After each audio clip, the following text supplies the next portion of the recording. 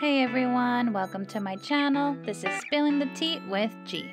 My name is G, and I'm here to help you debunk a Monat research article. And we're going to be looking at it and looking at all those inconsistencies.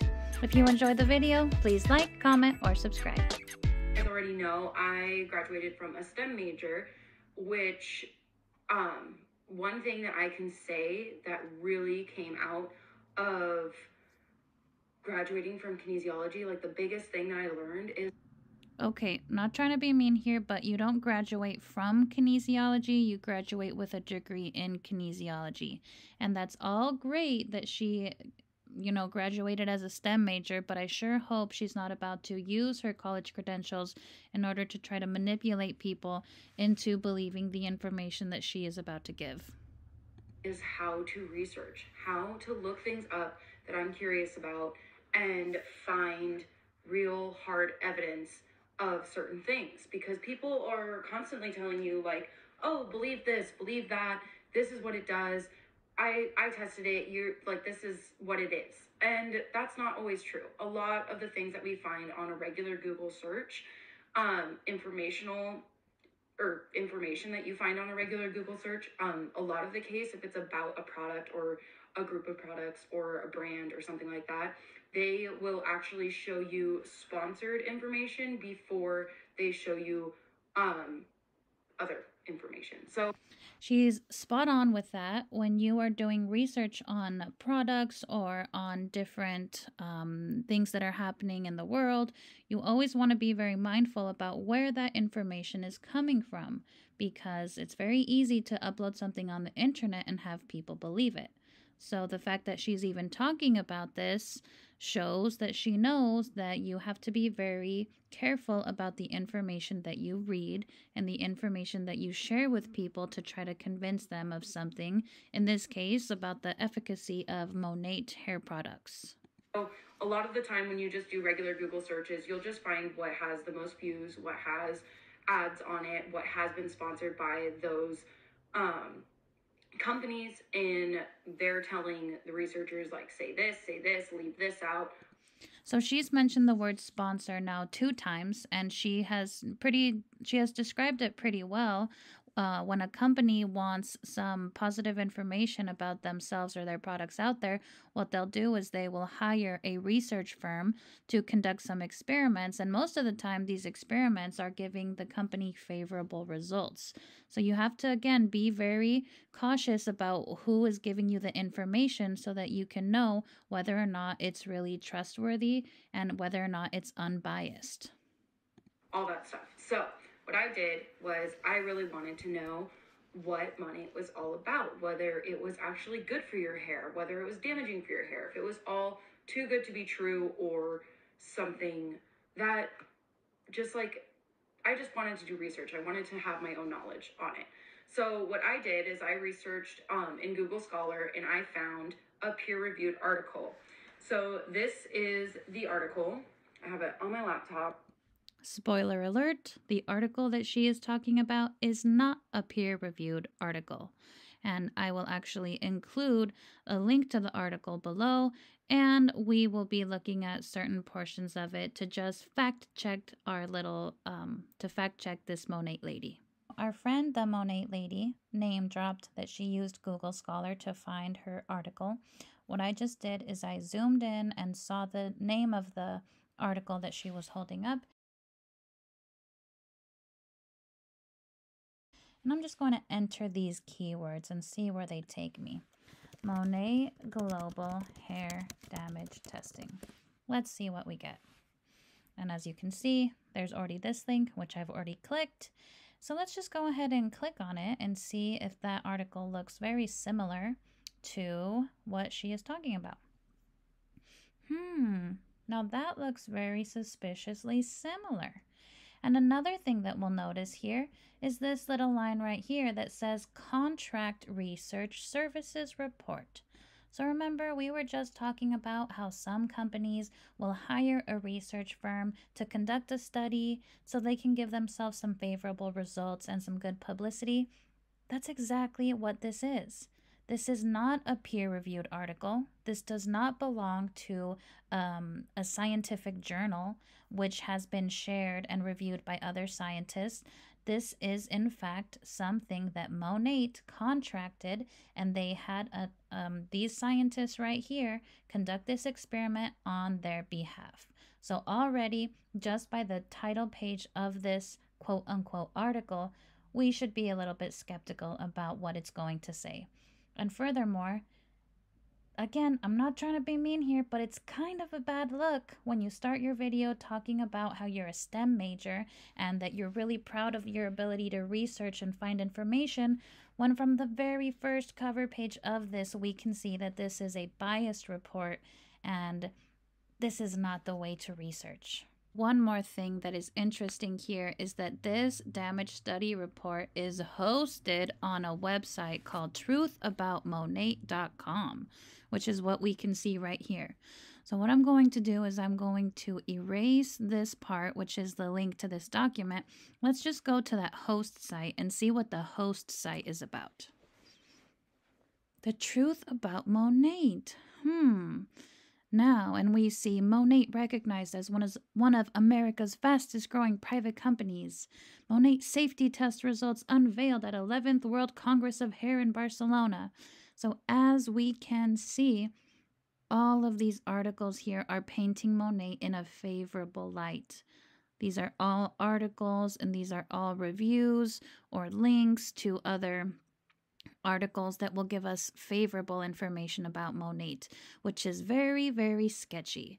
And what is really sad here is that by starting her video and by saying how she is a STEM major, she knows how to research, somebody who maybe isn't as experienced is going to just trust what she says at face value, which is why it's very important to be suspicious and to look closely at the information you're being given and also think about who is providing that information.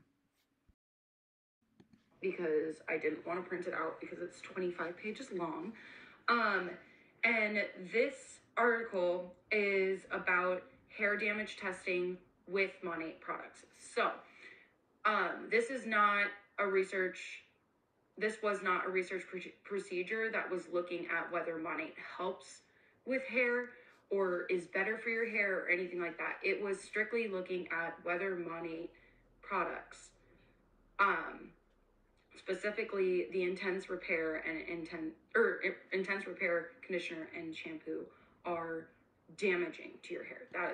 So that's kind of sketchy right there. So this study that she's looking at is not going to be telling us how effective these Monat products are or how much they help you or how long they can help your hair to grow. Instead, this article is showing how much damage that it will cause. And if I'm looking at a study of a product, I want to know what are the good results that can happen from using this product, not just knowing, oh, well, it won't damage my hair that much. That is what they were looking for. So I read all 25 pages of this, and so did I. And I took out some key things from it. So the objective of the study was to investigate any compromising effects to hair resulting in repeated treatment of Monat's Intense Repair shampoo and conditioner. So already there she's telling us that the purpose of this study was to determine those damaging effects. So they weren't conducting a study to show the benefits. They were specifically trying to see how much damage these products can cause. That was what they were looking at. That was the purpose. So in these procedures, they did several different things. So they did all the procedure tests on virgin hair. So hair that has never been dyed, has never had heat put to it, virgin hair. That's also a little bit suspicious because is it really people with virgin hair who are the ones that are most likely to use Monat products? Or is it people who maybe have colored their hair before and have used curling irons and straighteners on it? Just seems a little sketchy to me. Natural, like just hair. And then they also did all of the procedures on bleached and dyed hair, because it is well known in cosmetics that applying bleach and dye to your hair is damaging. So, And this makes more sense to me because the people who use these products, I'm just taking a guess here and stating my opinion. In my opinion, the people who are using these Monat products are more likely to be people who have done things to their hair, who have colored their hair, treated their hair, used curling irons, used straightening irons. So already their hair is going to be in a more vulnerable place. It's going to be a little bit more damaged as opposed to somebody with virgin hair who has never dyed it or treated it in any way whatsoever. so they did it on bleached and dyed hair as well. So each of them, or each set in this study, had a control group of a group of hair that did not receive any treatment. So it's virgin and sorry, it's virgin and the dyed hair, but they don't get any of the shampoo. So none of the treatment process happens to them. So it's a control group. For this experiment, they had a control group, which means they had strands of hair. They did not use the Monat products on those strands, but they are using those as a control group to compare it with the strands that they did use the Monat products on. This will help them see better what damaging effects the Monat products cause on the hair that it is being used on compared with hair that is not using those products. So what they did is with each of the virgin and dyed hair or bleached hair, they did an untreated, a control group. They did shampoo alone, following the directions on the bottle. Then they did shampoo alone with a modified amount, and that was more than what was suggested on the bottle. So, going back to the actual report so that we can just do a little bit more fact finding here, let's go and take a look at the specific procedures and what other information that we can get from this report. So, one thing that I want to point out right here is this line right here, which says, "This report documents use of these techniques in probing any negative effects on hair that might result from repeated treatment with the client's Monat with Monat's shampoo and conditioner products."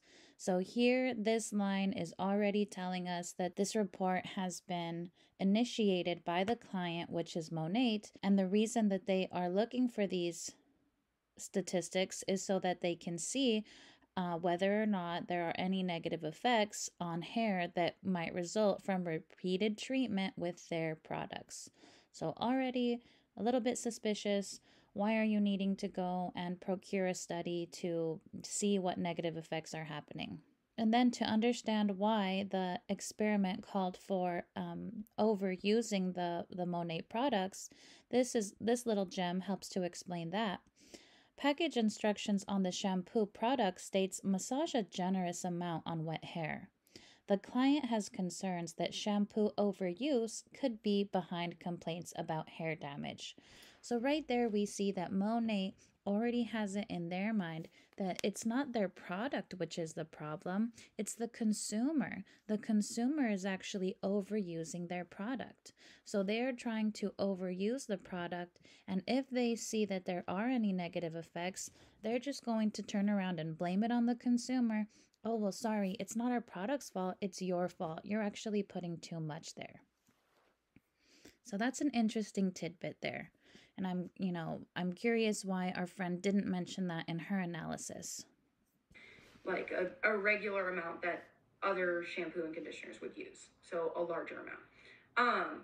And then they also did the shampoo and conditioner as the products were directed. So what's on the bottle, and then they did a shampoo and conditioner with modified products or modified product amount. So they did more on that one as well. And then they did a shampoo and conditioner with heat straightening, and they did that with the product directions of the amount, and then they also did that with the modified more product. And each of these different procedures, they went through 12 cycles. So the hair was treated 12 times, and they did it for each of these different scenarios. So the reason why they did the heat straightening for the last two procedures was because also heat is very well known as something that is damaging to your hair. So they wanted to see if this shampoo and conditioner would be adding to that damage. So Yeah, she's right about that, in saying that the study is trying to see if there's going to be an increased amount of damage with the Monat hair products.